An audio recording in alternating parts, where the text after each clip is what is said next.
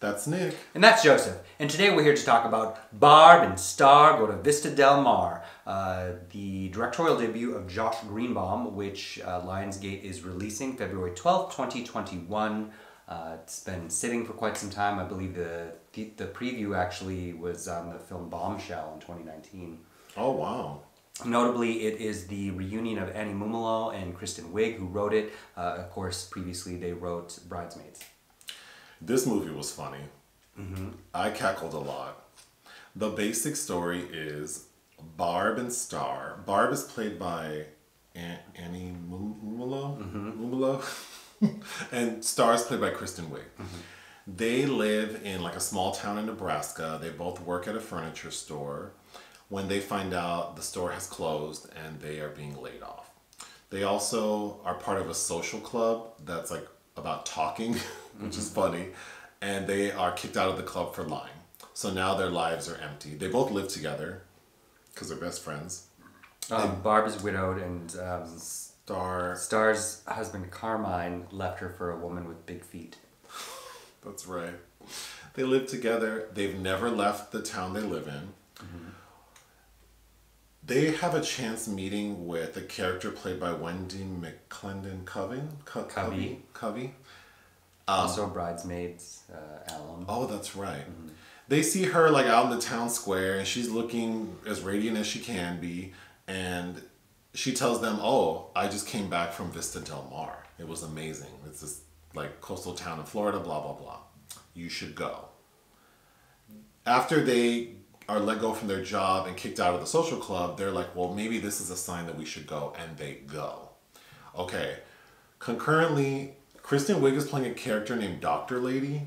Yeah. Who looks like... She looks like Marilyn Manson in a Patti LaBelle wig. Yes. That's albino.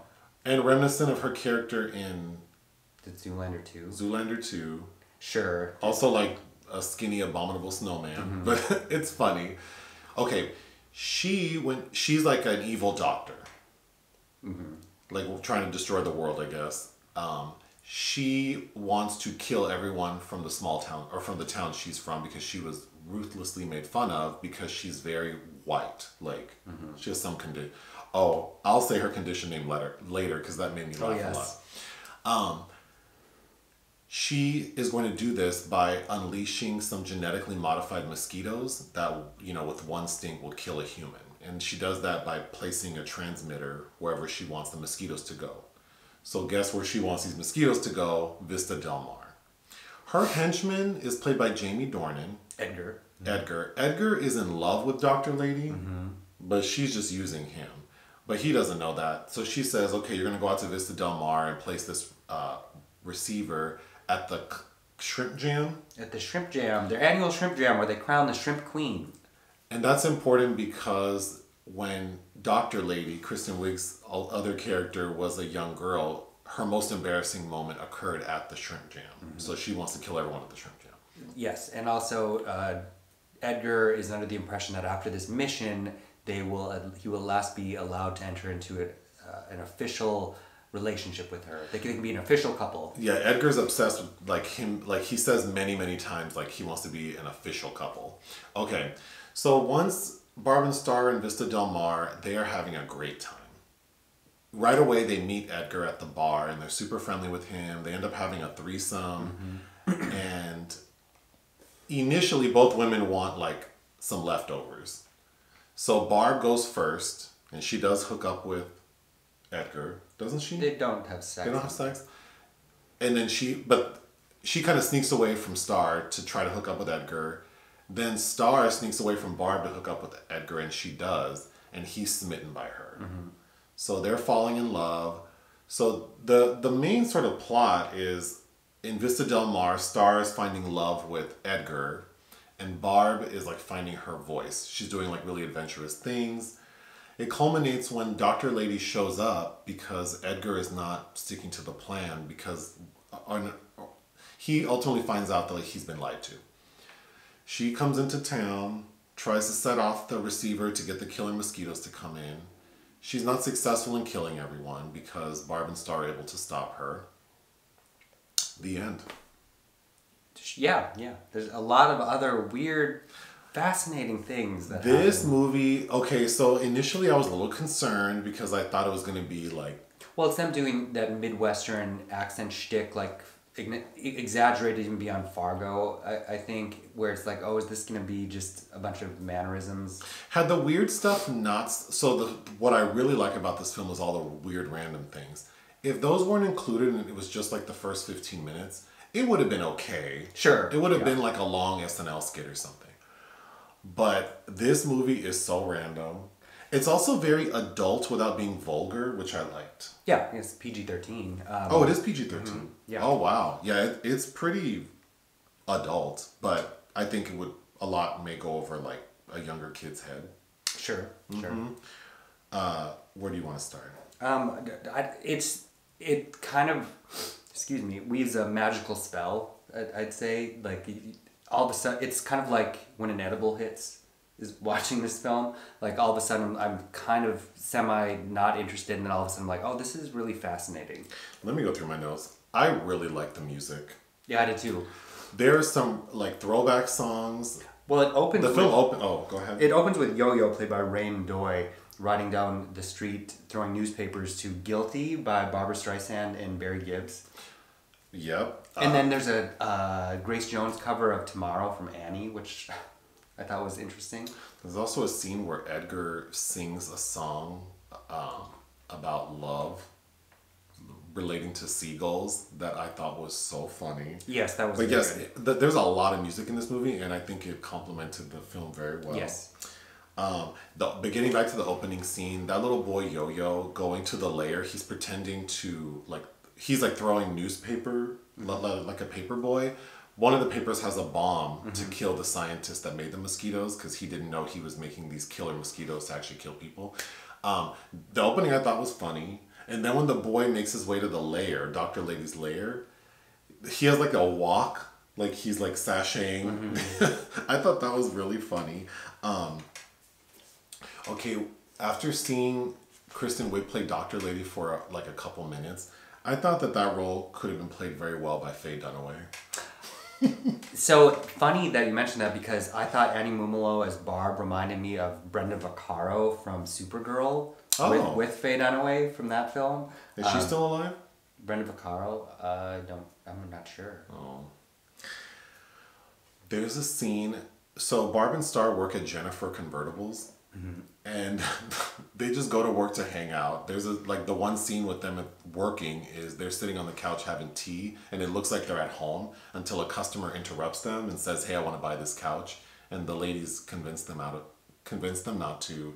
Then their boss tells them that the store Jennifer Convertibles has closed nationwide 7 months ago, but no one bothered to tell this store. I thought that was funny. It was good, yeah.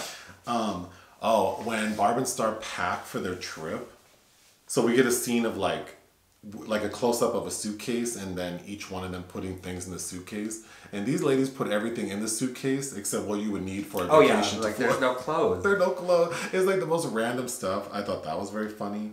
Then when they get to the airport, this is important. Yes. When they get on the plane, it's before they even take off, they're like, "Oh, what's your favorite name?" Mm-hmm. And they say Trish.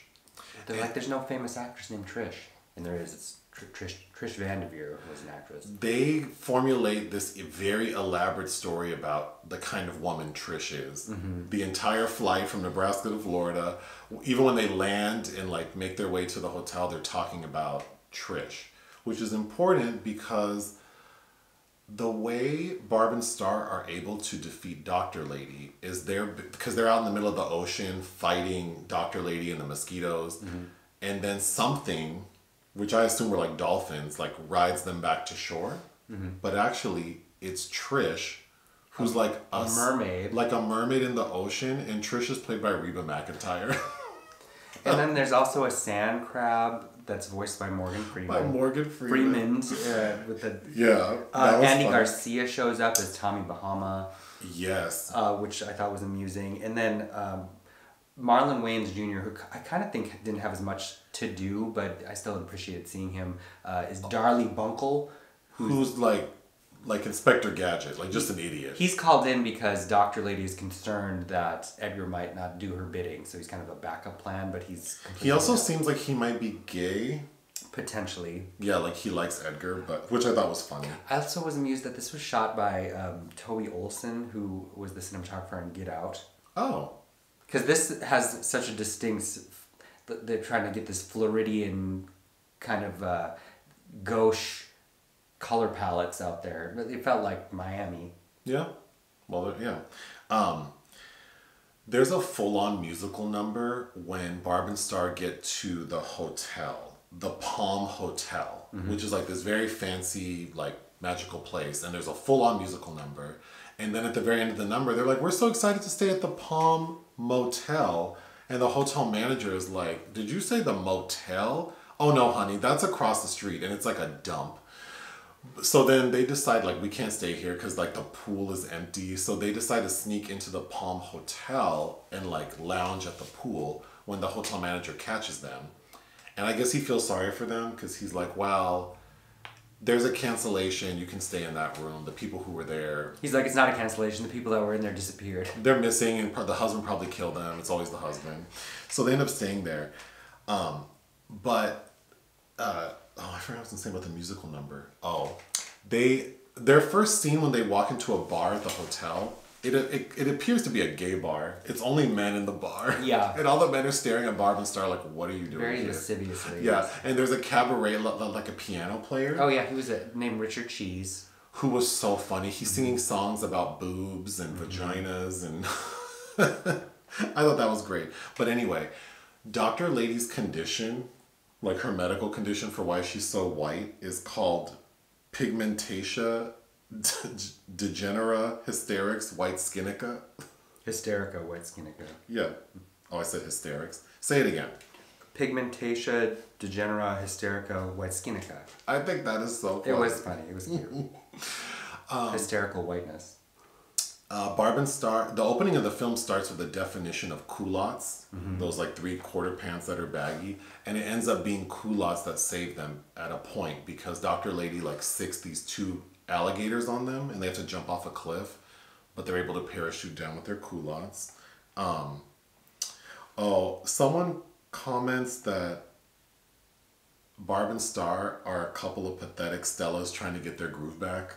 I thought that was The Dr. Lady says that. Oh, yeah. Dr. Lady says that. Yeah, there were just so many odd references that were strange and refreshing and... even the credits, like when the film ends, the credits include like animation, which I also thought was very funny. Yeah, and ultimately kind of a strangely poignant film about friendship. Yeah. Anything else? No, that's it. Oh, wow. What would you give it? 3.5 out of 5. I think I might give it 4 out of 5. Okay, go ahead. Well, I don't know. 3. It was fun. I had a lot of fun and I would watch it again. I would too. I'll give it 3.5 out of 5. Okay. Okay. Bye. Bye.